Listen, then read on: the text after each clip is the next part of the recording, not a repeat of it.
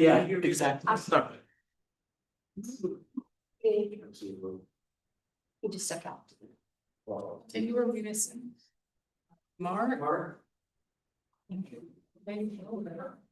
doesn't have on check this back because I didn't print me out. Maybe. I'm looking for the copy that has all the articles attached. Tomorrow's your day. You have all the articles? No, I I brought printed mine. I printed a copy. I read it right before I got here, so. Oh, this was just the ordinance. Right, it doesn't have the actual. We've got the code and we've got the agenda. Now, I've got them printed out if you wanna run I copies. have my set too. Hey, Meredith, I haven't printed it. I'm used to them giving, when I was on a different one. Yeah, I yeah. don't know. I didn't have to do anything. I already got two.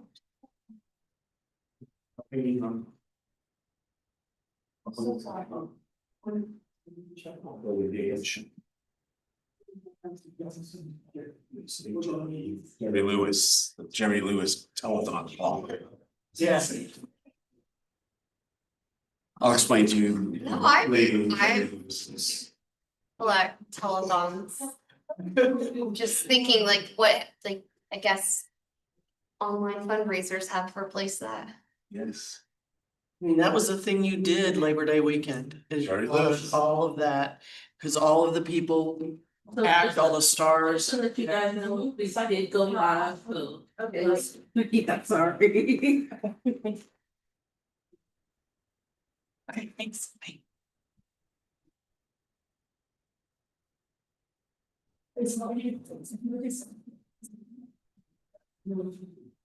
Kristen, on the website, it says your expired in 27. There is nothing else in the trash bin if you would like a full agenda. Are you voting up or are you renewing? It shows you're expiring in 25. What? Doug expires in 25. I have one more year. Andrew has one more year. Oh, you renewed, so they haven't updated it yet. Okay. You have one more year, but Krista says 4 years. New member. Thought I had you for another year. And then Mark is. That's what you said last year. This, yeah. There's I- your terms. But there, yeah, but this is what's on the Or website. it's like consent that you're gonna relieve. I'm consenting to. They bought my salary, I'm sorry, so Double that one. ban.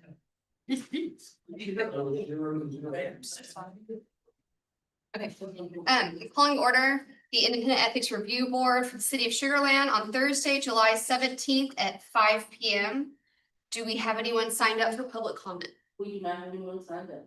Okay, the next item is the consideration of an action on the minutes of the April 7th, 2025 meeting. Are there any changes, modifications required of the minutes? Motion to approve. I'll second. Second, all in favor of approval? Aye. Aye, minutes approved. The next item is the recent articles of interest. And Eric kindly provided us copies of the articles.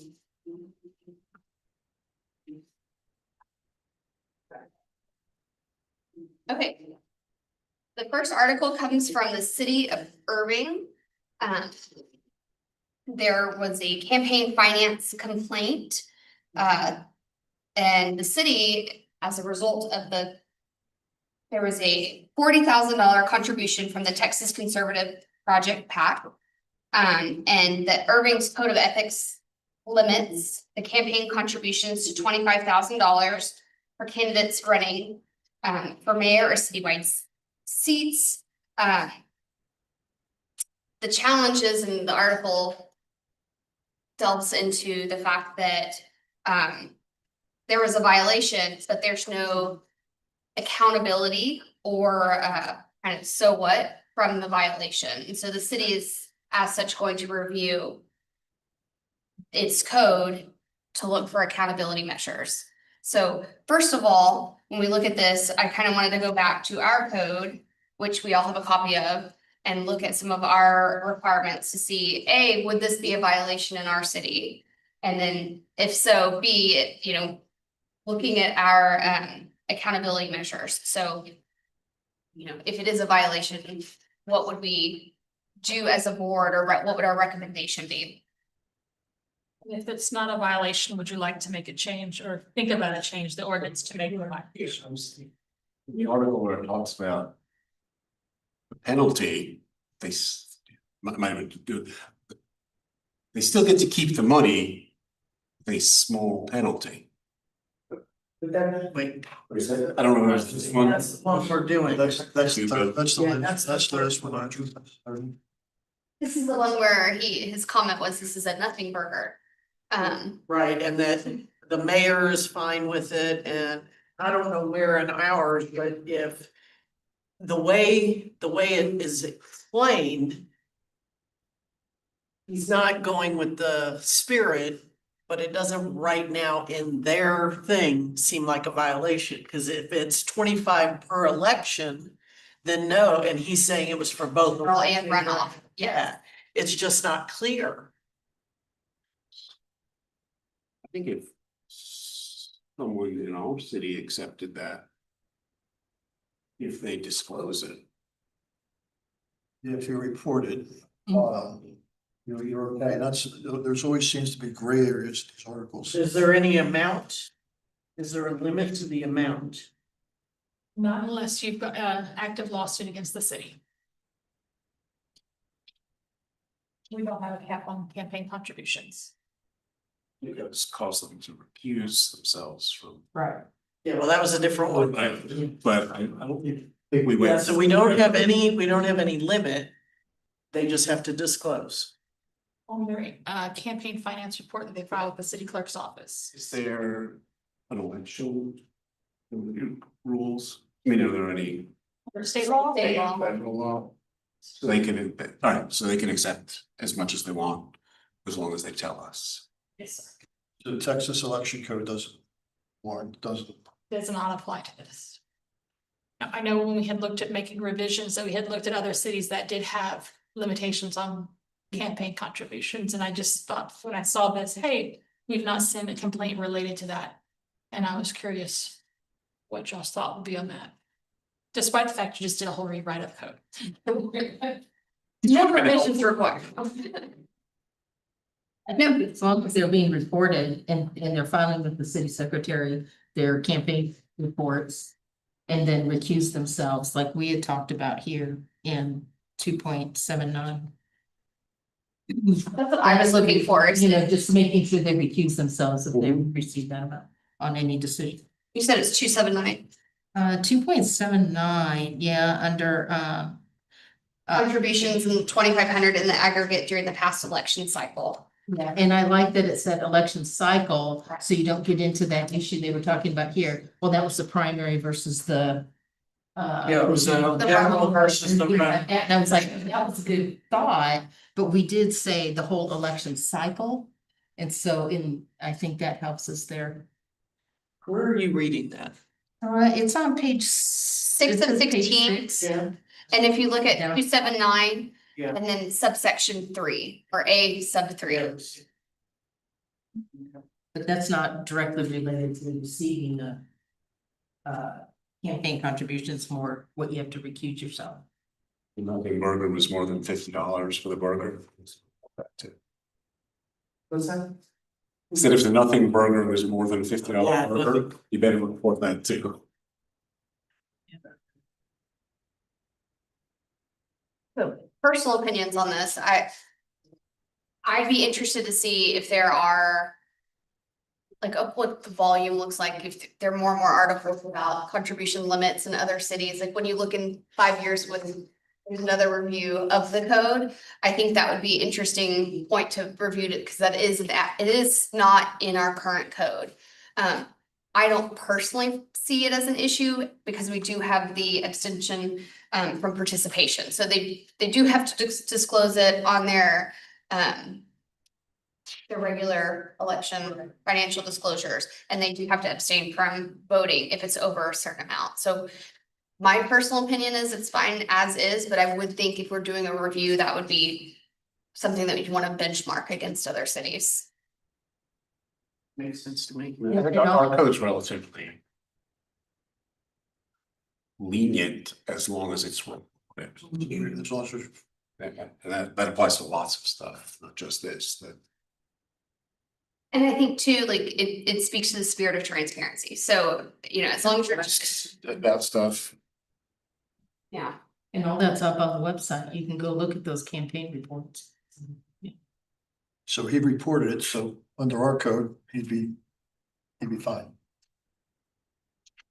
And as long as he didn't vote in any subsequent measure that was directly impactful to whomever provided that contribution. Any other thoughts on this particular article? Well, I guess the second part of it was, do we have any teeth? But I guess since we don't have any limits, then we don't need any teeth, right? Well, what if it was violated? So what if the person didn't disclose? Then what occurs? Doesn't the ethics? I think, Right, so what, ethics commission would step in at that point, wouldn't they? So if they received the donation, campaign contribution and did not put on their campaign finance report, someone could file a complaint with both of you all as well as the state. Because they didn't file it. So they have a state law violation, but they'd also have a violation of your ethics ordinance because they are required to abstain from that. And if they haven't filed it, how would you know they can abstain? So it just kind of snowballs down. and And it could be anything from they come in here and we go, you know, you should have done something different, to us requesting a recall election. Suggesting a recall, because you still have to have signatures to have a petition and it's a process. there's no financial, there's no. It could be, I think, up to a $2,000 penalty. But we want to make sure that. Fine. Fine, right. That people who put somebody into office are the only ones that are. Yeah. We'll probably talk more about those in the next article, I imagine.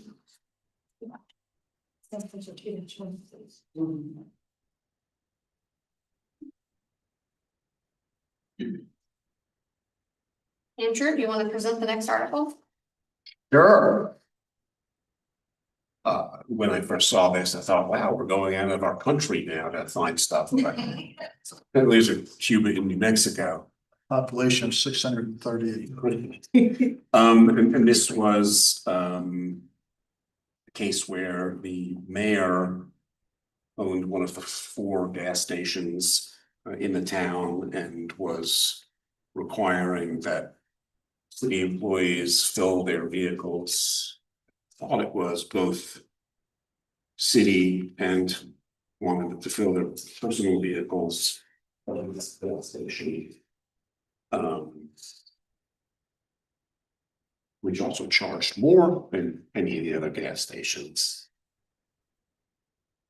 And I think that we probably couldn't have that here. It's the dollar amount was $102,000, which exceeds our $50,000. Where is it? $1,000, whatever, yeah, was it? Just one, Section 2-80, I think. 1,000, not 50,000. Yes. And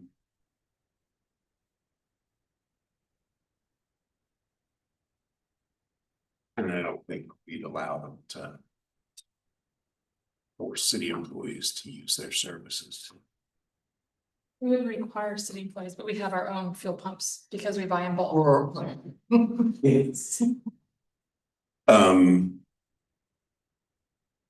So I would say probably this will be a violation of more than just our ethics policy, but in terms of us, yes. So I'm allowed to do business, city. But again, if you look at the timeline, look at the, they kept on talking about years here. There was, I guess, about a 2-year period where he wasn't an elected official, where they were using his gas pumps. And then all of a sudden he was elected mayor. But if he disclosed, and the town of 638 people that have 4 gas stations in the town. If you would disclose that, hey, you have this contract, would that bring it to an ethical type situation? Would it be clear? Or is he required to cut off all?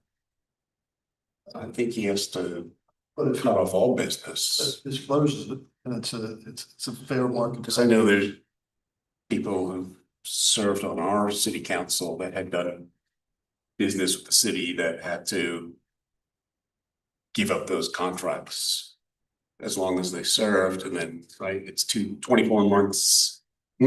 T-shirts. Yeah. It's the $1,000 cumulative while in office. So if you serve 3 years, 6 years, or 9 years, it's $1,999. So we cannot purchase from her shop or get any work done while she's sitting on there. Isn't there a cooling off period too? Yeah, but then 2 years after they leave, they can't do business with the city can't do business. Hire them. So what if he was the only gas station in town? Something like that. So what does the city do? The city was 650 people. If it's your sole source, it is the only one, you have no other options, then Sole source. you have. When you look at competitive pricing and then you have like antitrust problems. You'll negotiate a better price. But it's gonna be a situation, there's no other options, then you have to do it. I just found this interesting. I was curious if you'd pick up on the $1,000 or, you know. But yeah, it was an interesting article, and I did have to go to another state to find it. That's good. It was interesting. It was just different. Relevant. People from other states are moving here, bringing this kind of stuff.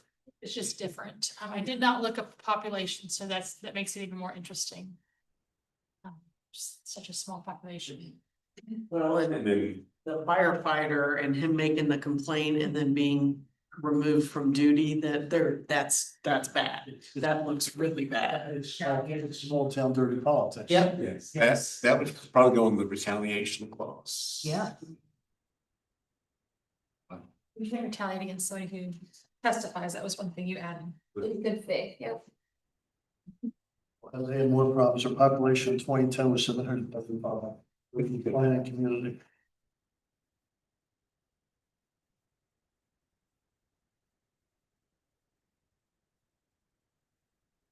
You didn't find anything interesting about the fact that they had to run against each other? Yes. Wasn't a problem until he lost. Yes, right.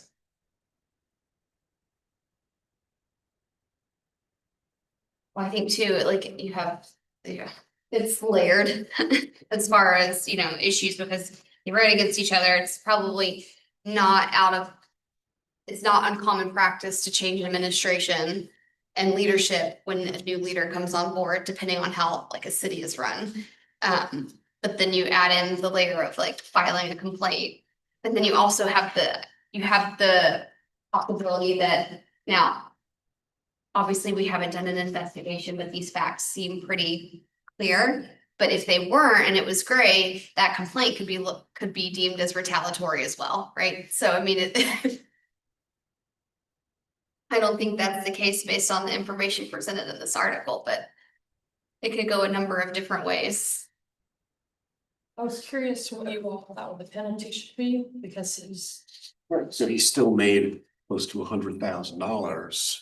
yeah, I think the 3,500 didn't even approach his profit level. Correct, so I was just wondering, at some point, do we look at changing what our penalty structure is?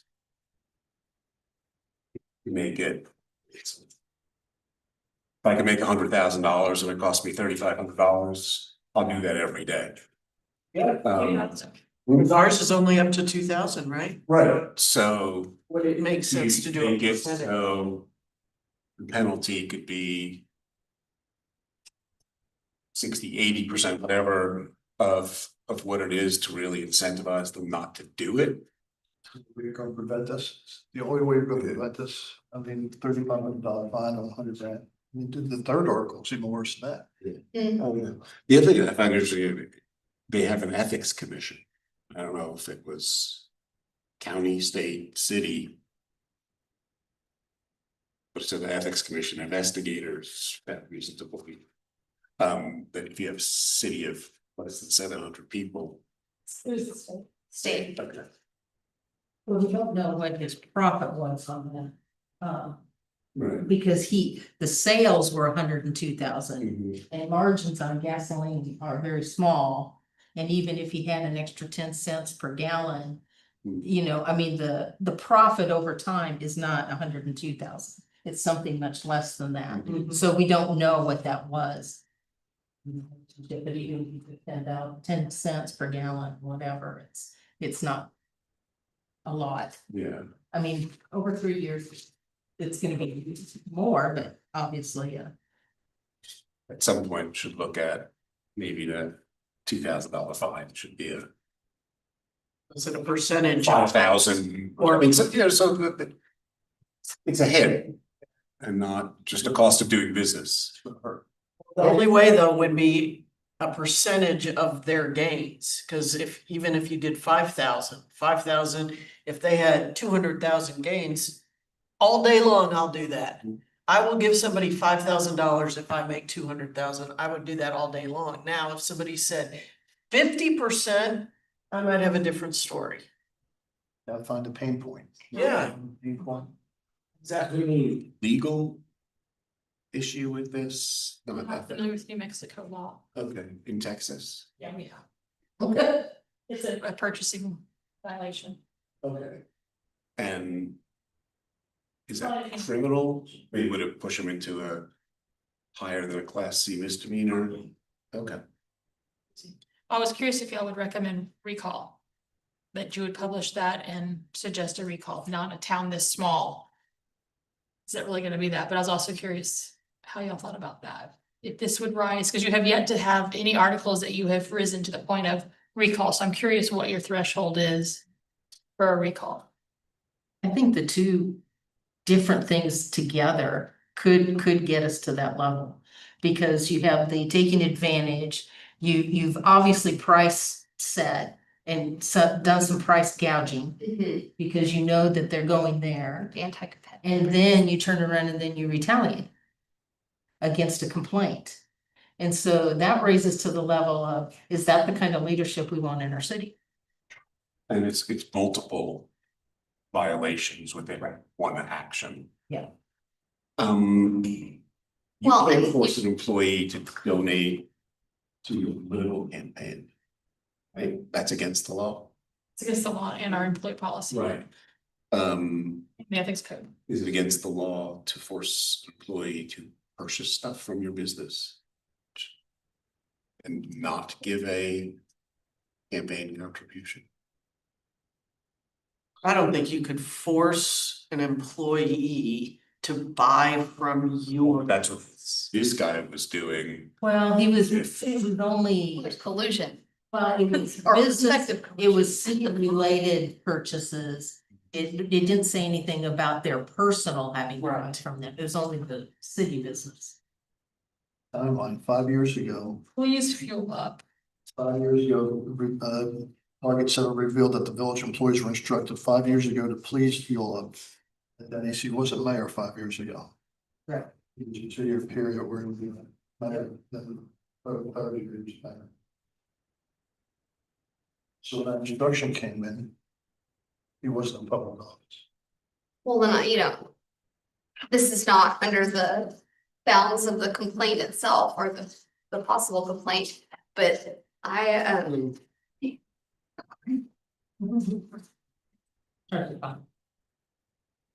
so I personally have questions too about like the preceding communication. So, why was that sent?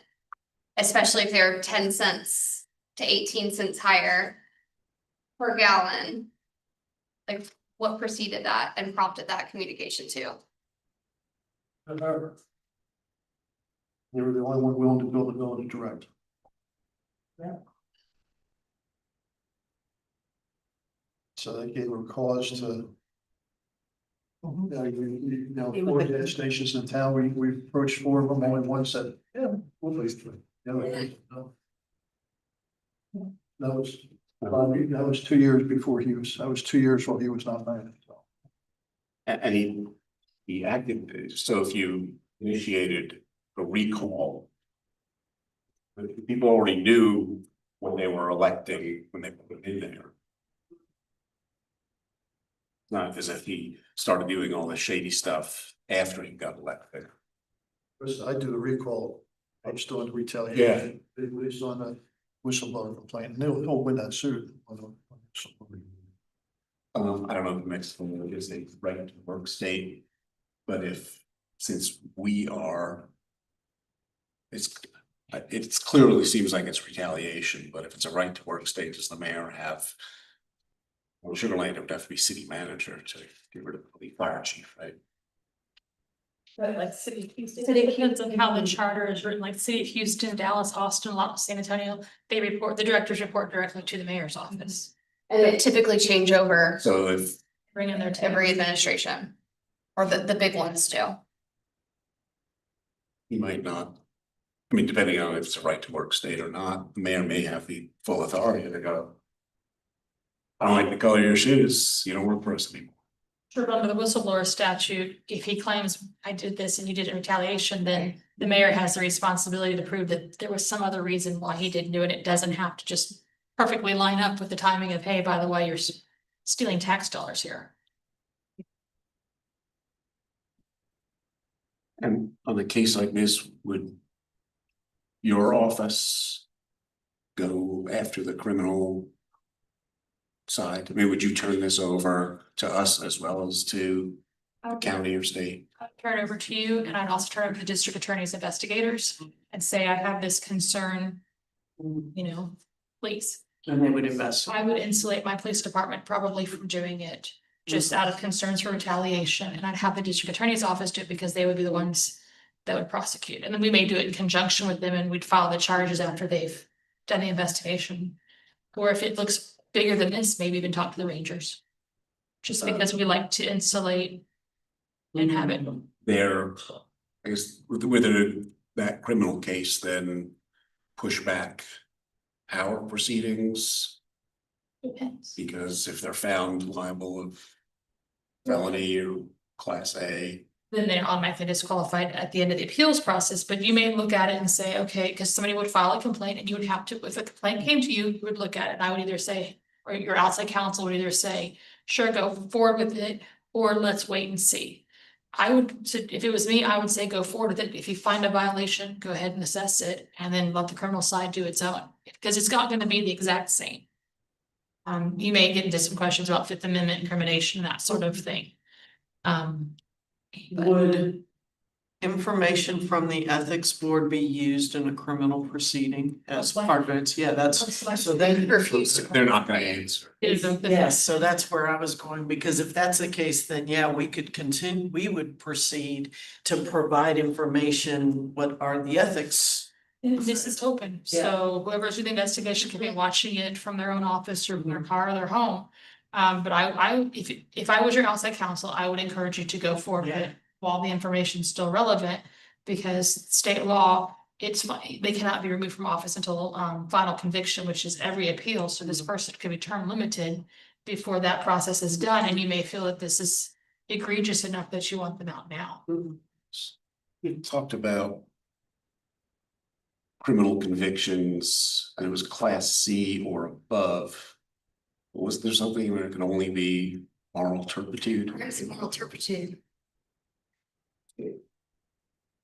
That's not in the code, that was in the charter.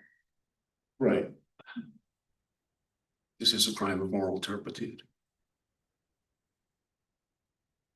Well, somebody has to get on charter review. State law. Okay, really? And we can supersede that? We can, Law, it's election code okay, but we couldn't say to each other. anything in class C or above a class C. We can't have anything more stringent than, So, crime of moral turpitude disqualifies you from office, which means you don't need a recall election. Anything other than that would require a recall election, and so you could put that there, but you would still need a petition. You still need the electors to come out and a high enough number to say, no, we want this individual out. But the crime of moral turpitude is an automatic, no more election, lock the door behind you, have a great evening. And obviously, there's clear definitions of what constitutes moral turpitude for that to occur.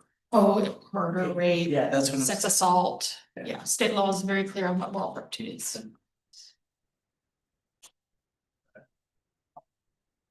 Thank you, council.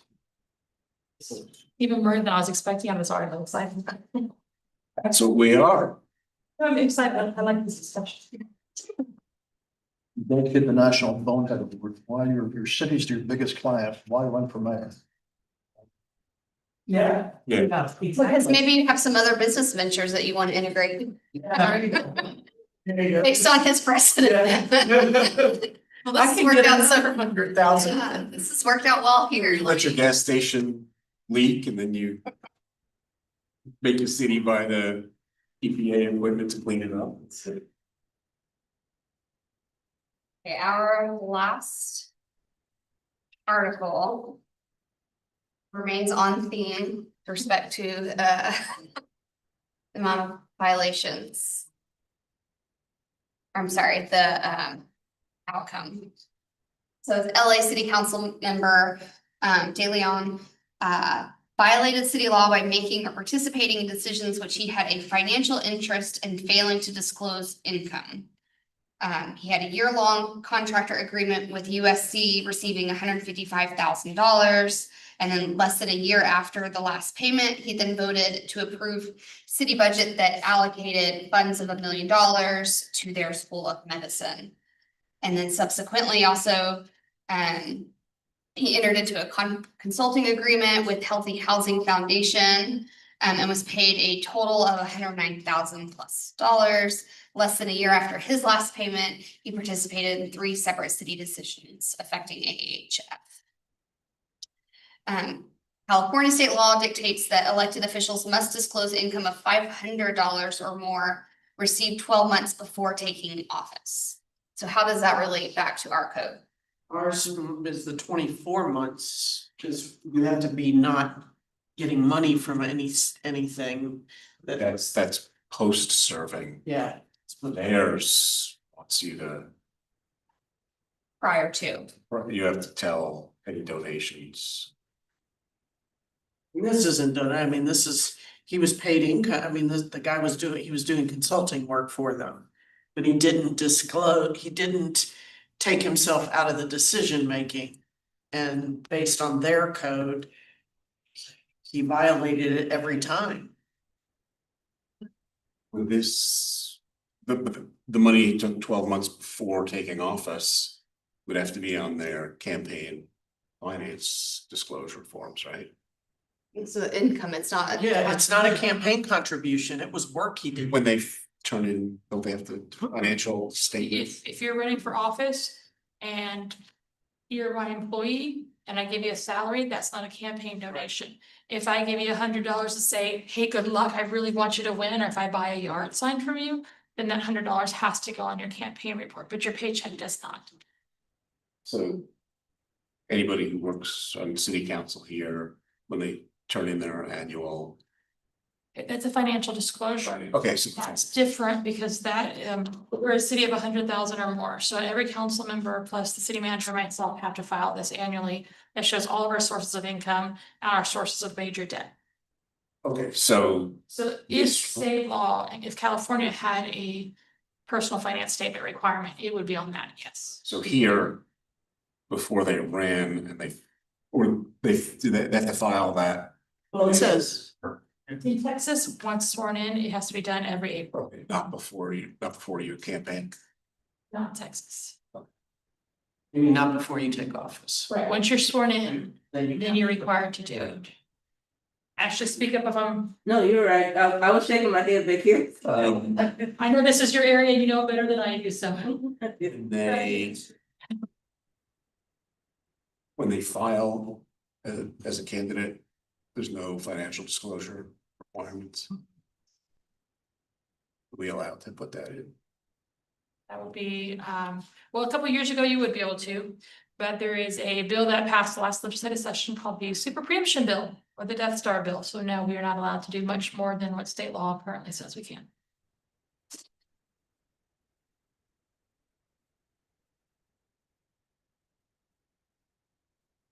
And it's not a current, so I was looking at our conflict of interest just to see if it was like precluded or something to the, you know. That alludes to that, but even that's current. So, you know, he would not have a current financial or business relationship with those entities. Right? Because they proceeded. Right, and they were finished. It was just within the 12 months, and the law in California says disclose income 500 or more received within 12 months before taking office. And he violated those, and it says, well, he had been advised that he not forget, well, you're an elected official, you should know what you're agreeing to. I mean, you should know the rules. You look at the sixth paragraph. It says he entered into a consulting agreement in May of 2020. I believe he was a council member at that time. From 2020 to 2024. Before then, he was a California Assembly member from 2006 to 2010 and a senator from 2010 to 2018. So it appears from 2018 to 2020, he wasn't in public office, he was doing these consulting gigs. And when he took office in 2020, he had done the June 2019 thing with USC and in 2020 with the Health Housing Foundation. So let's look at 277, conflicts of interest. B. Yeah, Maria. Yeah, uh-huh. We're all on the same page, literally. 6, non-government civic groups, organization, public or private business entity. Just want to point out of these three things, the least of the violations are in Texas. The other two were not here because we're so good. Oh, and even C, it's pretty clear. You know, C says if you were hired by them or you worked for them within the preceding 2 years, you can't enter into a contract with them. So that you'd have to recuse yourself, anything. Right. So I think we're, Yes, that it was a violation. And B and C, yeah. Yeah. I think ours covers, would help address these issues, but our fines would not be as high as LA's currently. currently is. 7%. Oh, 7% of what he earned was his fine. yeah. Again, Nothing. Yeah. Yep. you pay the IRS 40% of what you earn. That doesn't hurt. Right. And that's one thing we may want to look at in the future. We need to, I mean, he'll go back out and do what he's done in the past because he's 18 grand. Here's 2,000. Here you go. Give him a pocket and give you 18 grand.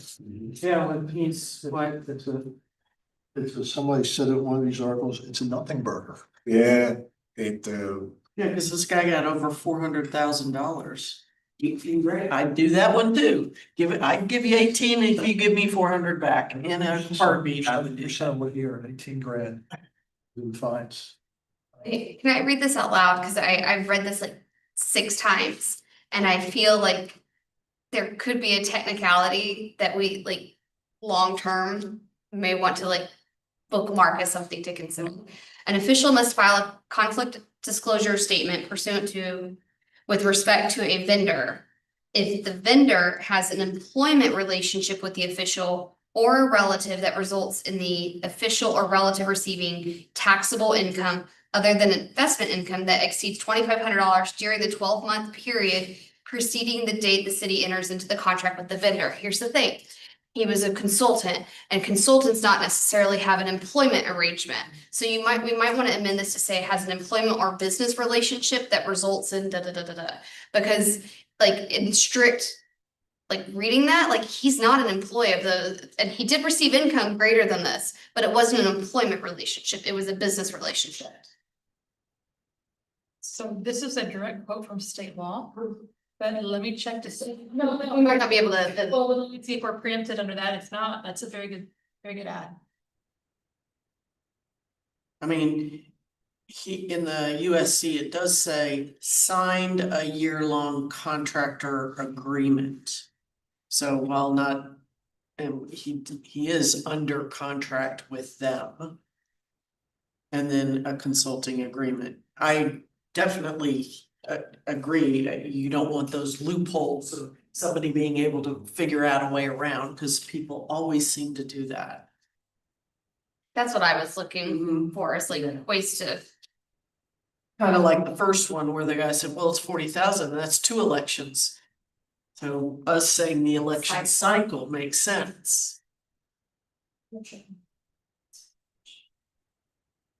These are the kind of things that this committee has always been good at looking at, is those tiny little details that will prevent someone from. Well, because we wanted to make sure that it applies, right? So we all agree this is not okay. And you know, that there's a problem and that there should be some sort of an action, but you want to make sure that it's written where we can actually take the action. Kristen, maybe I'm reading this wrong, but describe a vendor. Yeah, I had that thought too. Yeah. Cause to me, yeah, yeah. Yeah. Or yeah, define if it's defined that way, or how is vendor defined? So under state law, a vendor is somebody the city has paid money to. Yeah. So it's somebody other than an employee. So a vendor is a consultant, it's anybody we've expended funds to. So this says if you've entered into some sort of contract with the city. I mean, a vendor could even be like a food truck. If we hire a food truck for an employee wellness day, that's a vendor for the day. So there's. The consultants. A consultant would be a vendor of the city. I think that, Kristen, correct me if I'm wrong, that your concern is the definition of employment relationship and whether a consultant is an employment relationship with that vendor. And it's broad enough to say, I mean, it doesn't necessarily, I would think, or at least my opinion, doesn't have to be employment relationship. Like you could have a business relationship and contracts and agreements, or you're receiving hundreds of thousands of dollars, but I'm technically not an employee. So we want to make sure that it is broad enough to encapsulate that. Yeah. Cause it, like you say, that word employment relationship, technically contractors. For him, I'd get up there and I'd be like, I hear you, but I'm not an employee. Here's my 1099 agreement. Yeah. And that's different. You're right, absolutely. The 99's not an employee. So look at 278B. Mhm. They receive gifts from a person or vendor that exceeds $100. But this isn't a gift, this is a this, as Krista said more, it's a business relationship, it's work. Technically, at least what we were given to read, he was a consultant for USC, he was a consultant for the health. It's Yeah. earned revenue Right. versus under. There you go, that's the good words, earned revenue in that sense versus just being given a gift. And so vendor is defined, but employment relationship is not.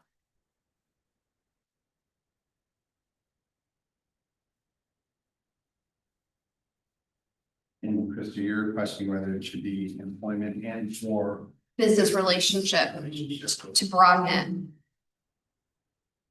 Or some words of getting some type of financial Right. income or benefit or something along those lines.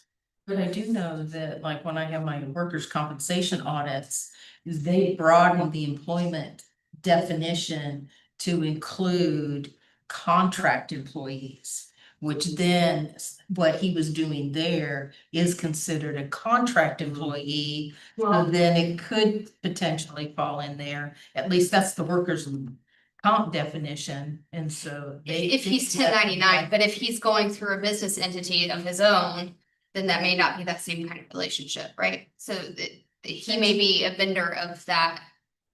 Yeah, it gets really tricky, because those audits, they get so, they want it to be an employee if at all possible, right? Right. And so they're gonna expand it to that, and so depending on how the courts wanna go, if insurance companies through workers' comp are saying that's a definition of a contract employee, then it could extend, so it just gets nuanced to the point of what is the true definition?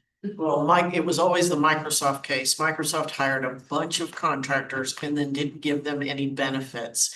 And yet expected them to be at the company at a certain time and, well, when you start doing these, you end up meeting the definition of an employee and not a contractor. Right. And the IRS has gotten very particular about that. Would y'all be interested in like a really easy amendment to it and putting the business right there, taking that forward? I think that would clear it up a little. Because they actually define business relationship, but it's not used in the statute, it's defined in that chapter. Let's just do it and see what happens. Right. So amendment number 1. Get it approved in April and. Sorry. Why we do this? Some of these articles is defined like. Absolutely. It's a living document. Yeah, and if this hadn't been a consulting article, I wouldn't have, it could have been a different arrangement. I probably wouldn't have had that thought. Also helps that I'm a consultant. Right. Intimately connected. Okay, so one other item that I wanted to bring up, or that I feel that Meredith wanted us to discuss, based on the content of these articles, is the total amount too that he was, fine, the outcome, the $18,000 for the ethics violation. A, is he in violation of our code, which is what we talked about, but B, what would this board, what would be our recommendation? Should all of the evidence say that he did violate and it is a violation of our code? What do you think should be our outcome as a board? I just think that the percentage, it should be a percentage of the gain. And it should be higher. 2,000, again, that would be what the max that we could fine the person. But it would high enough to request a recall. Recall's possible, but is there a max where the state and cities define somebody or? So we can do, This is a civil action, not a criminal action, so. It's whatever y'all want to recommend and whatever council approve. And right now it's 2. Well, and it's letter of notification, letter of admonition, reprimand, letter of censure. And then if it's a recommendation of a recall, or recommendation of removal, city council would vote if it's like a commissioner. And then the dollar is up to a $2,000 fine. so can we go on a case by case basis on this and like in this case saying, and the fine's $50,000? As drafted now, no. If we amend it, yes, because it says up to $2,000 fine, so you could say up to $50,000 fine. And then you just pick a number up to that. Or can we, to your point? Yeah, can you do it as a percentage? As a percentage? Percentage of the gains that Benefit. benefit, whatever was investigated, determined. In this case, it was over $400,000. I'm willing to take whatever you like to city council, as long as there's not a state statute that expressly prohibits it. I don't know of any that would. I'm happy to take it forward. Is it reasonable or allowable that if they're found guilty, they reimburse the city for legal costs? I would love that. No, I mean, that way the taxpayers are not taking the brunt of that. I would sort of like Yeah, that. Andrew, really smart. Yeah, okay. So We would like to amend the up to 2,000 to be. Do we want it to be the full cost, 100% of the game? Do we want it a percent? You can do the full cost and get council to vote for that. Could you do up to 50%? I'm making a number. I think if you do a percentage, we need to do a max, like up to, like, Yes, percent I of agree. total game with a maximum up to inclusive, and then in addition to legal fees. cost incurred or something to that effect, yeah. So. And we'll be, or, and bike, you know, Yes, I think that would definitely have the bike that would. And then if you add court costs, whatever you call them, Yeah. Yeah, the attorney. then it goes above the 50%. And if they fight and drag it out, it's just gonna cost them more. So then it's just a percentage, because back to Krista, you made a comment, is it a percentage with the max? Or I is it a think to get it percentage? approved, the max would be helpful. I mean, realistically, like if we just said 50% and somebody comes up with something that's like multi-million dollars, like it's That's a recall at that point. sure. Yes. But you could do both. It's not mutually exclusive. You could say a $5,000 or $50,000 fine and recommend recall. it's gotta be max, it's gotta be 50% max. You're doing a case by case basis, every case is not the. That's why I would leave it as a percentage without maxing the top amount, because I agree with your saying 1 million, then it may get to a recall. I just wouldn't want somebody trying to play the game. And that would be my view. I just don't, I mean. If I'm counsel, I wouldn't approve that. I would recommend both a fine and a gain cap 50% because you may want to fine for something that is not a financial gain. Right. That's a good point. So what would you like your maximum fine to be? Or are you happy with 2,000? I think we should raise, I think we should raise 10,000, 20,000. Up to, I mean, it doesn't matter what we say up to, it gives us flexibility to do whatever we want up to that point. 20,000 is probably about a third of their. It would be Campaign. super helpful. If we're going to make a recommendation and we start talking about numbers, if we could have some comparatives for other codes so that there's a basis, so that when we take it. You have a precedent, yes, then you have a That's precedent. tough to do. I mean, come on, most ethic violations are, they're repetitive. You look at these things, I mean, $18,000 for to violate an ethic rule every day of the week for that. But you're gonna have a hard time finding. We need something that has. I think the recall and the recommendation for removal is the biggest part. I think that's in my opinion, that's gonna be the truth. Some recall, I lose face, but I still have the money in my pocket to. You gotta find these people, you gotta. Penalties. It's penalty that to violate ethics. Not to exceed 50%. Or $20,000 or and $20,000. I would have it as two separate nuts. I don't want it to be tied to just financial gain, because right now, your $2,000 fine could be for any violation that you think is egregious, whether it's a financial gain, if failing to file, failing to abstain. So I would suggest keeping them separate because you could still do, up to 50% and then tack on the fine because it's not the dollar amount you're happy with and recommend a recall. Well, it can be per violation. So like some of these could actually have multiple violations, right? Like they didn't abstain, they also didn't disclose, like. And they retaliated. Each of these votes, I guess. So each section violated, you could have a different penalty. Okay, so I will bring you back samples. Right. Alright, sorry, this is what I.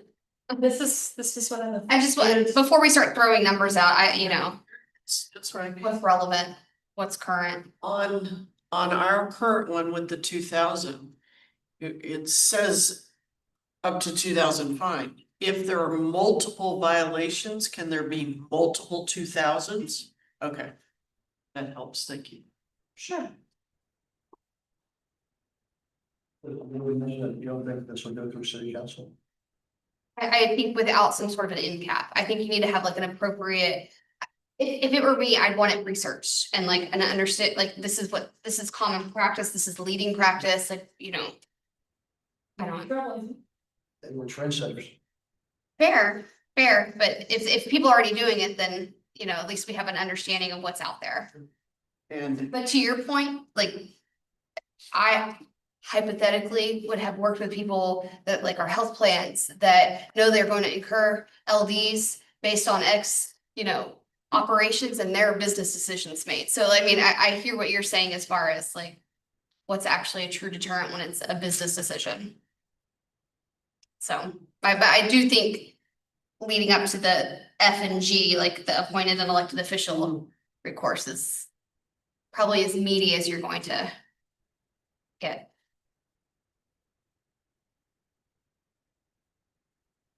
Any other thoughts on this particular article?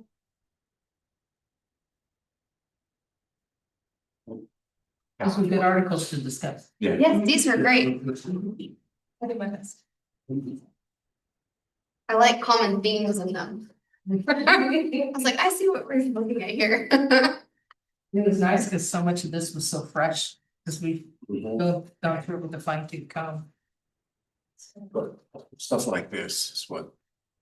It's just thinking about we didn't think of that. Yeah. We assumed civility would be here and, oh, they had a politician and then they can.